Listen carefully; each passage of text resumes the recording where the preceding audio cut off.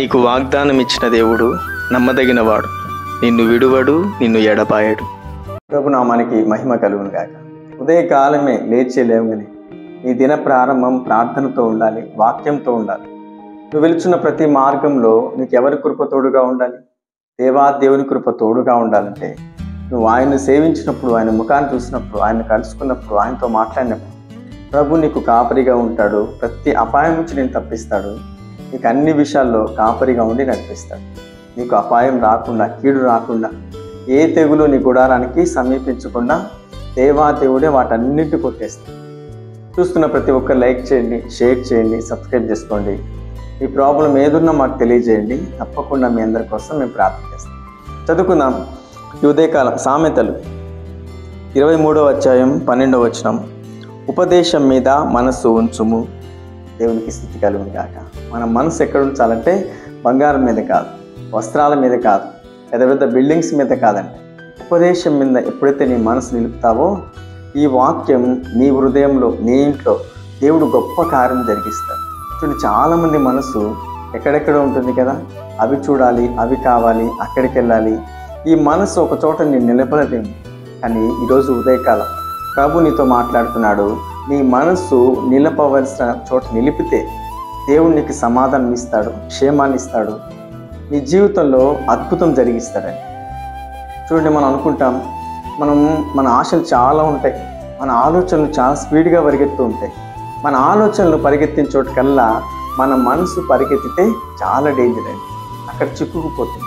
చూడండి, మన మనసు దేవుని వాక్యం మీద ఎప్పుడైతే నువ్వు నిలుపుతావో దేవుడు నీకు కావలసిన విజయాన్ని, నీకు కావలసిన సమాధానాన్ని, నీకు కావలసిన ఆరోగ్యం, నీకు కావలసిన మహిమైశ్వర్యం ఇందులో నుంచే నీకు ఆశీర్వదిస్తాడు, అభివృద్ధి పరుస్తాడు. చూడండి, దావీదు గొర్రెలను కాల్చుకోవడానికి అరణ్యంలోకి ఒంటరిగా వెళ్ళినప్పుడు ఎప్పుడు వాక్యాన్ని ధ్యానించేవాడట, ఎప్పుడు స్తుతి ఆరాధనతో ప్రభువును మహింపరిచేవాడట. ఈయన మనసు ఎక్కడ నిలిపాడంటే ఉపదేశం మీద. ఈయన మనసు ఎక్కడ నిలిపాడంటే దేవుని వాక్యపు వెలుగు మీద. ఆయన మనసు నిలిపినప్పుడు కృపాక్షేమములు ఆయన వెంట రావడం ప్రారంభించాడు. కృపాక్షేమములు ఈయన వెంట వచ్చినప్పుడు ఈయన అద్భుతంగా తైలాభిషేకం పొంది రాజాభిషేకం, అంటే రాజుగా అభిషేకం చేయబడ్డాడు. ఇప్పుడు ఈయన ఎక్కడ కొండలెక్కి దిగలేదు, సర్కస్లు ఏం చేయలేదు, వేరే ఏం చేయలేదు. కానీ మనస్సు దేవుని వాక్యం మీద నిలిపినప్పుడు దేవుడు అతన్ని రాజుగా అభిషేకించాడు, రాజుగా హెచ్చించాడు. గొప్ప ఘనత దావీదుకి అనుగ్రహించాడు.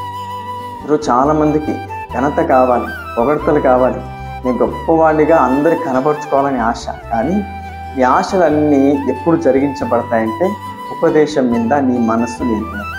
చూడండి, నీ కుటుంబంలో అద్భుతం, నీ కుటుంబంలో ఆశీర్వాదం, నీ కుటుంబంలో గొప్ప కార్యం జరిగించబడాలంటే నీవు, నీ కుటుంబం అందరూ కలిసి వాక్యంను ధ్యానిస్తూ, వాక్యంను గొప్ప చేస్తూ, వాక్యంను ఘనపరుస్తూ ఉన్నప్పుడు దేవుడు ఆ గొప్ప ఘనత నీ కుటుంబానికి అనుగ్రహిస్తాడు.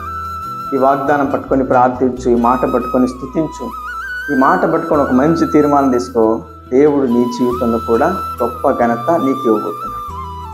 ఈ మాట నీ జీవితంలో ఈరోజు నెరవేర్చి ఈరోజంతా ప్రభు నీకు తోడే ఉండి నడిపించును గాక. ఆమేన్. కళ్ళు మూసుకొని ప్రార్థనలు ఏకీపించండి. మీ అందరి కోసం నేను ప్రార్థన చేస్తున్నాను. మహాపరిశుద్ధుడా, సర్వాధికారి, నీకు స్తోత్రములు నాయనా. ఈ మాటలు వింటున్న ప్రతి బిడ్డలు వారి మనసు ఎక్కడ నిలపాలో మాట్లాడుతున్నావు. ఈరోజు చాలామంది మనసు ఎటేటో పరిగెడుతూ ఉంటుంది నాయన. ఎవరైతే ఈ వాక్యం మీద నీ మనసు నిలుపుతారో వారిని దీవించే దేవుడు, గొప్ప చేసే దేవుడు. మరి దావీదుకి ఇచ్చిన ఘనత ప్రతి వారికి ఇస్తానంటున్నాను నాయన. ఉదయకాలం మ్యారేజ్, బర్త్డే జరుపుకుంటున్న ప్రతి బిడ్డను దీవించండి, ఆశీర్వదించండి. జాబ్ లేని వారికి జాబ్ అనుగ్రహించండి, వివాహం కాని వారికి వివాహం జరిగించండి, గర్భఫలం లేని వారికి గర్భఫలం అనుగ్రహించండి. నీ బిడ్డలు ప్రభా ఎందు నిమిత్తమైతే నీకు మొరపెడుతున్నారో వారి ఆశ నెరవేర్చమని ప్రార్థిస్తున్నాను. వారికి కావలసిన నీ మహిమలు అనుగ్రహించమని ప్రార్థిస్తున్నాను. ప్రతి కుటుంబంలో చీకటి తొలగించు, వేదన తొలగించు, దుఃఖాన్ని తొలగించు, రోగాన్ని తొలగించు. ప్రతి వారికి స్వస్థత, సమాధానం, రక్షణ కలిగించమని ప్రార్థిస్తున్నాను. ఇప్పుడు వెలుచున్న ప్రతి మార్గంలో తోడుగా ఉండండి. ప్రతి శోధన నుంచి తప్పించండి, ప్రతి అపాయం నుంచి తప్పించమని ప్రార్థిస్తున్నాను. ప్రతి బిడ్డలు ప్రభా నీ కృపలో, నీ ప్రేమలో, నీ వాక్యంలో, ప్రార్థనలో ప్రతి ఒక్కరూ నీలో ఎదిగి బహుగా ఫలింపజేయమని నజరేయుడైన యేసుక్రీస్తు నామములో ప్రార్థిస్తున్నాం పరమ తండ్రి.